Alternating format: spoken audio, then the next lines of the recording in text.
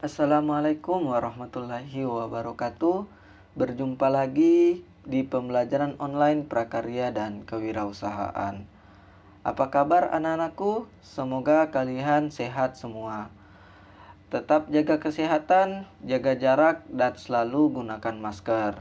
Dan selalu berdoa agar pandemi yang sedang kita alami ini cepat berlalu.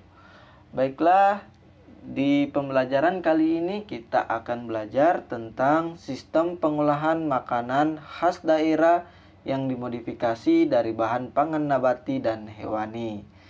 Tapi sebelum kita mulai materinya, mari kita berdoa dulu. Berdoa dimulai. Baiklah, berdoa selesai. Pada materi kali ini kita akan membahas lebih detail tentang bahan pangan nabati dan hewani. Dalam materi ini ada 3 tujuan pembelajaran yang akan kita lalui. Yang pertama yaitu menunjukkan sikap religius sebelum dan setelah melakukan aktivitas pembelajaran dengan berdoa. Jadi kalian, anak-anakku sekalian, dituntut agar bisa bersikap religius dalam melaksanakan aktivitas apapun itu. Jadi anak-anakku yang baru masuk, yang baru lihat video ini, jika kalian belum berdoa, silahkan berdoa terlebih dahulu sebelum kita memulai materi. Yang kedua, menunjukkan sikap mencintai budaya lokal dan bertanggung jawab. Nah, di sini kalian akan dituntut untuk bisa membuat sebuah karya atau produk usaha yang dimana itu identik dengan budaya lokal khas daerah kita, yaitu toli-toli. Jadi di sini akan dilihat kalian bisa mencintai budaya atau tidak. Tetapi tidak juga semestinya budaya kita juga. Yang penting adalah budaya khas yang ada di Indonesia. Dan bisa kalian pertanggungjawabkan hasil karya kalian itu. Dan yang ketiga, tujuan pembelajaran kita adalah mengolah makanan khas daerah yang dimodifikasi dari bahan pangan nabati dan hewani berdasarkan daya dukung yang dimiliki oleh daerah setempat. Maksudnya di sini, ketika anak-anakku sekalian mau membuat produk olahan makanan khas daerah yang dimodifikasi, harus juga mempertimbangkan bahan-bahan dan peralatan yang berada di daerah kalian. Itu maksudnya. Baiklah, langsung saja kita mulai untuk materinya. Seperti penjelasan Pak Guru di awal tadi, kita akan fokus ke bahan pangan nabati dan hewani untuk materi kali ini. Mungkin dari kalian sudah ada yang tahu apa itu bahan pangan nabati, apa itu bahan pangan hewani. Bahan pangan nabati yaitu adalah bahan-bahan makanan yang terbuat dari sayur-sayuran atau buah-buahan. Sedangkan bahan pangan nabati adalah bahan makanan yang terbuat dari hewan. Itu.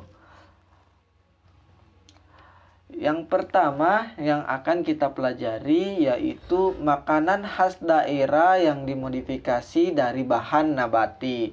Di sini ada Pak Guru berikan 2 contoh makanan yang dimodifikasi dari bahan nabati. Yang pertama ada makanan yang berasal dari DI Yogyakarta atau Daerah Istimewa Yogyakarta yang namanya adalah gudeg. Gudeg dalam bahasa Jawanya adalah gudheg, ada hanya ya. Adalah makanan khas Yogyakarta dan Jawa Tengah yang terbuat dari nangka muda yang dimasak dengan santan. Perlu waktu berjam-jam untuk membuat masakan ini.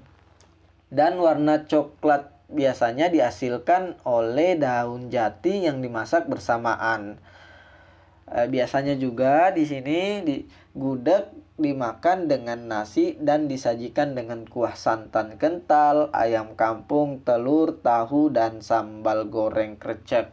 Nah, di sini dalam memodifikasi makanan ini, anak-anakku sekalian bisa memodifikasi dari tampilan. Misalkan tampilannya yang mungkin hanya sederhana, bisa anak-anakku sekalian lebih percantik lagi dengan menambahkan misalkan ada daun kemanginya atau tambahan sambal atau yang lainnya. Seperti itu. Selanjutnya, contoh makanan khas daerah yang dimodifikasi dari bahan nabati yang kedua adalah berasal dari Semarang, yaitu lumpia atau biasa dikenal lumpia rebung. Adalah makanan semacam rolet yang berisi bahan utama rebung atau bambu muda. Cita rasa lumpia Semarang adalah perpaduan rasa antara Tionghoa dan Indonesia karena pertama kali dibuat oleh seorang keturunan Tionghoa yang menikah dengan orang Indonesia dan menetap di Semarang, Jawa Tengah. Nah, di sini bisa anak-anakku sekalian lihat contoh lumpia yang bisa berisi dari rebung ini. Anak-anakku sekalian bisa memodifikasi makanan khas daerah ini yaitu dari modifikasi bahannya. Bisa untuk isiannya anak-anakku bisa rubah menjadi isian selain rebung, misalkan ubi atau yang lainnya. Selanjutnya adalah makanan khas daerah yang dimodifikasi dari bahan hewani. Di sini juga Pak Guru cuman memberikan 2 contoh untuk makanan khas daerah yang dimodifikasi. Nanti anak-anakku bisa melihat referensi dari internet. Di sini mie Aceh adalah masakan mie pedas khas Aceh di Indonesia. Mie kuning tebal dengan irisan daging sapi, daging kambing atau makanan laut, udang atau cumi disajikan dalam sup sejenis kari yang gurih dan pedas. Di sini untuk modifikasinya, anak-anakku sekalian bisa modifikasi dari bentuk tampilan ataupun bahan. Misalkan mie-nya, anak-anakku sekalian bisa ganti, bisa anak-anakku buat dari mie tepung atau mie yang lainnya, dan tampilannya juga bisa dipercantik. Selanjutnya yang kedua yaitu makanan yang berasal dari Sumatera Barat, yaitu rendang. Rendang seperti yang kita ketahui adalah makanan khas tradisional Minangkabau yang menggunakan daging dan santan kelapa sebagai bahan utama dengan kandungan bumbu rempah-rempah yang kaya.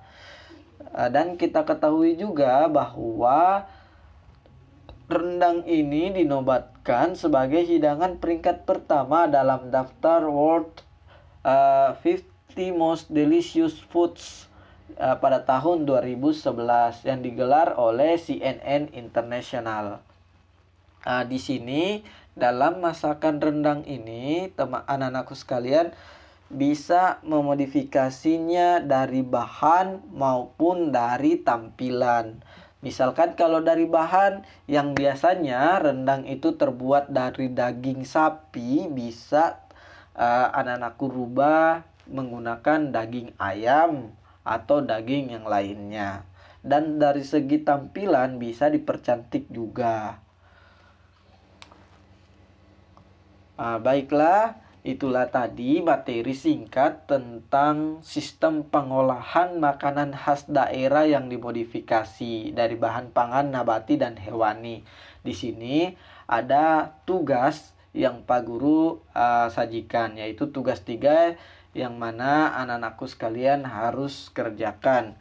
Di sini kalian diminta untuk membuat suatu usaha makanan khas daerah sesuai keinginan kalian, di mana dalam tugas ini kalian itu harus bisa menjelaskan ide usahamu itu seperti apa dan peluangnya bagaimana. Dan yang kedua, dari usaha itu, ide itu tadi harus bisa dianalisis dengan menggunakan analisis SWOT. Nah, anak-anakku tahu kan sudah apa itu analisis SWOT.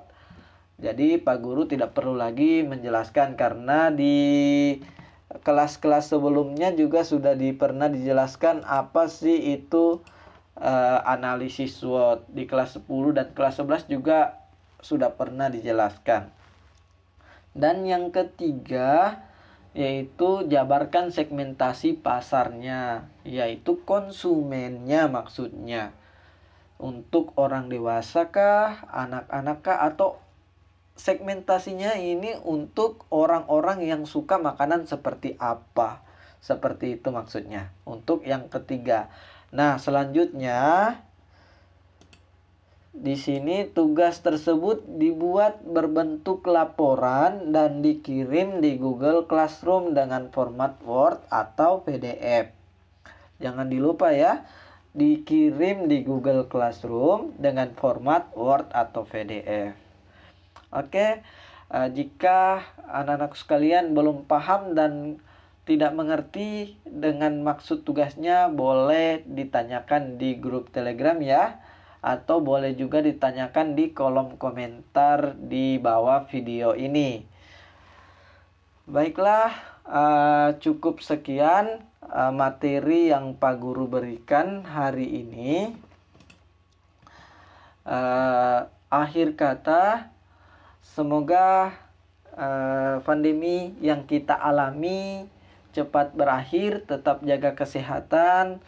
Semoga kita cepat bisa kembali ke sekolah dan bisa bertemu lagi. Akhir kata, wassalamualaikum warahmatullahi wabarakatuh.